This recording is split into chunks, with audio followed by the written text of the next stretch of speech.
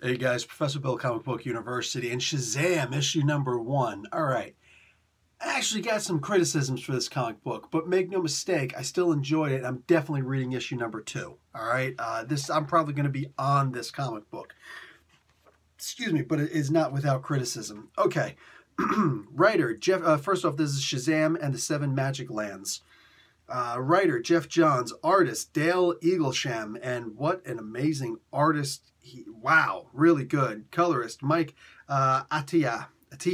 Don't know how to pronounce your name, brother, but Mike did a great job. Letterer, Rob Lay.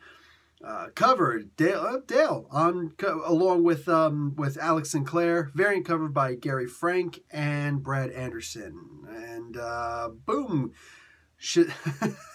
They can't even say Shazam was created because it was actually Captain Marvel that was created by C.C. Beck and Bill Parker. You know what? I'm okay with that. It's all good. It's all good. The whole thing is messed up. At least DC's given some kind of credit since they decided to sue these poor bastards and, you know, Fawcett Company just because they're like, they're selling more than we are for Superman. Really sad. It's all really. Everybody gets on Marvel. Why'd you take the name away from Captain Marvel? Why did DC take freaking Captain Marvel? Jeez, it was doing just fine as Captain Marvel in the Captain Marvel, you know, comic books, Wiz Comics, Fawcett Comics, all that good stuff. Anyhow, so we just really start off with like this is so it's almost campy. It actually starts off a lot like Rick Riordan's books. I can't remember the name of it right now. Look up Rick Riordan. He made some books, and they were movies also. No prize for the first person in the comments who mentions it, so the peeps can know who I'm talking about. But like the Ranger's Apprentice or something like that. Anyway, what do you call it? They're at a museum, and all of a sudden some robbers come up and attack them. What? Who the heck is going to come in and try and rob a freaking museum? Like, what the frick? The Museum of the American Revolution. And some people show up and are like, give me all your money. Give you what? My milk money? Jackasses? Like, who the hell would rob something like this? Anyway, and of course they're going to show up with the Justice League masks on. You know, pretty much, I'm sure I pretty much saw this scene already in Spider-Man. What was that? Homecoming? You know, the whole Avengers thing. I like the Halloween masks. They're actually pretty much done on point.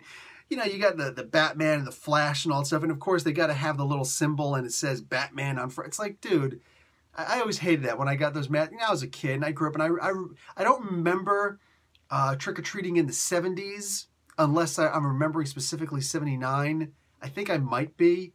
But I remember I went as Batman my first year, and I was, of course, always so mad because, like, New Jersey's not that damn cold. And my mom making me put a freaking heavy winter jacket over top of my costume. Like, Mom, what's the point? You don't get it. And those coats back then, they were heavy, they were wool, they were thick. You know what I'm saying? And I could just have a stupid mask on and whatnot. Next year I went as Godzilla. And just, you know what? Doesn't matter, okay? I was really upset. I had bad experiences with Halloween. Getting a costume that I wanted, picked it out, and I got nothing out of it. Nothing. But, what do you call it? They have big holes for the mouths, and no, they were just little slits. I very distinctly remember they were little tiny slits. Anyhow, so yeah, I saw that scene. And then there's another scene later on where it's like, oh, with great power must surely come great shared responsibility. It's like, wow, another Spider-Man trope. So I think I'm seeing what Jeff Johns is trying to do here. He's trying to give the whole Spider-Man-esque thing going, like, you know, imagine Spider-Man when you're reading this. Okay, thank you. I appreciate. You know, whatever. Either way, the page layouts are fantastic. And it really, like, the words are like, every time I'm looking like, okay, this is just a silly thing to say. Wow, that's such beautiful artwork. You know what I'm saying? So I'm down. I'm down. The whole family shows up. Now, I know Mary Marvel, and I know a couple things about Mary Marvel. I remember when she what was it? She lost her powers and then she was given new powers. She was like, she got the black costume because Black Adam gave her his powers. I remember when that happened. I don't remember what happened after that. Like, did she actually do anything with it? I know for the longest time she didn't, or at least that's, I don't remember. I don't know, man. But I remember, like, things got really convoluted around that time. Like, hugely convoluted around that time in DC Comics. So I'm not recalling exactly what happened there. Either way, yeah, these other guys, like Freddy, I remember Freddy a little bit, but I don't really know who these other people are. And I'm just like, dude, there's too many of these guys. I don't know if Jeff Johns is going to be able to make these guys interesting or not, but I'm hoping plus he's Jeff Johns, so I'm sure he will. But they're just together, and they're just being a bunch of dumb kids, and I love it. I really do. I love this. They come across and they find these 7 magic lands. It's like, okay, cool. And if you can associate what you read in the beginning of the book with what you're reading when you get to the 7 magic lands map, I think you'll understand exactly where this comic book is going. It's pretty simple. You know, in my opinion, it's pretty simple to understand. They're basically going to be trying to unlock more power without them actually realizing it. I do like also that it was addressed that I can't say, I can't say my name, and they almost say the original name, Captain Marv. Oh, I was just interrupted. Well, that was coincidental. There's a bunch of things in here where I'm sure that, there are lots of different kinds of fans, all right? They're the fans who want to read a good comic book, and if they don't get a good comic book, they're going to call it out. That's kind of me. That's what I always associate with. But there are, of course, going to be people who are coming in to look at my review of this comic book, and God damn it, if that Bill guy doesn't say all good things about this comic book, even though I didn't read it yet, I'm going to be infuriated, because this is a good comic book, even before I read it, because it's Jeff Johns, and it's Shazam, and he should be called Captain Marvel, and damn Marvel Comics for doing it. Yeah, there are people who don't want opinions unless it's their own. They demand to live in an echo chamber. Well, you have the right to go to a different channel, but this might not be the channel for you. I do not have all good things to say about this comic book. I'm pretty sure I'm going to have a lot of problems with this comic book as we go on if Jeff continues to write like this. The way that he's writing right now basically is for the extreme fanboys. I mean, that's the way that I'm observing this. It's for the extreme fanboys who are going to have those cool little things like, oh, well, I think that we should call ourselves Captain Marv. Oh, and then I was interrupted, and people were like, yeah, they should be. That was a really good, nice one. The people who are basically virtue signaling. They're signal boosting. I didn't find that humorous at all. That's not the kind of jokes that I'm looking for. Look, these are kids. They should be telling kid jokes, all right? I should once in a while see a, why did the chicken cross the road and a knock-knock joke once in a while. I fully expect to see stuff like that.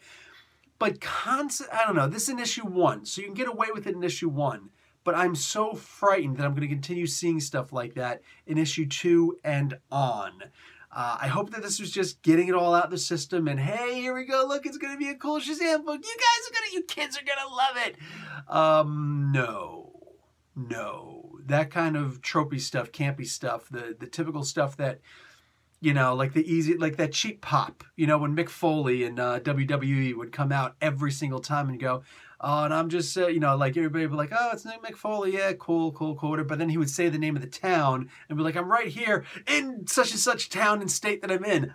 Like this, and everybody would be like, yeah, cheer for my town because I live here. I never got that stuff either, saying, oh, I'm right here in Asbury Park, New Jersey. We actually have, places where you can go for wrestling matches in Asbury Park, New Jersey, where I'm from. And yet, I've never been to one of those matches or anything and just be like, yeah, Asbury Park. I'm usually like, there's not really too much special about Asbury Park. It's really dirty, a lot of crime, really violent area. Got a lot of history. Bruce comes by once in a while. Bruce Springsteen comes by once in a while. Stone Pony's like right there. But, I just don't really care. I could say Asbury Park, New Jersey anytime I want, and I don't cheer for it, so who cares?